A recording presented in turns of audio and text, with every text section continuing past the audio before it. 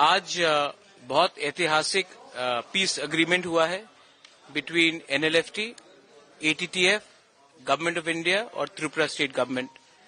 त्रिपुरा में हम जो वहाँ के जनजाति हैं, हमारे जो इंडिजिनस लोग हैं, बहुत साल से हम लोग सन ऑफ द सॉइल्स हैं और हमारा बहुत सफरिंग्स रहा है।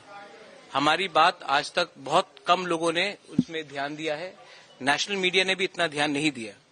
लेकिन आज हम खुशी हैं कि गवर्नमेंट ऑफ इंडिया ने हमारी जो जेन्युइन कंसर्न्स हैं, कॉन्स्टिट्यूशनल राइट्स हैं, हमारी पॉलिटिकल डिमांड्स हैं और हम भी देश से प्यार करते हैं, हमें मेन स्ट्रीम में आना था, उस बात को सोच रखकर गवर्नमेंट ऑफ इंडिया ने आज एग्रीमेंट साइन किया है हमारे ATTF, NLFT के लीडर्स के साथ। 35 साल तक इन्होंने स्ट्रगल किया। इनकी लड़ाई हिंदुस्तान के खिलाफ नहीं थी, इनकी लड़ाई हमारे लोगों के हित के लिए थी। ये बात केंद्र सरकार ने समझा है, गृह मंत्री ने समझा है और उन्होंने ये एग्रीमेंट की है। आज पीस पैकेज डील हुआ है।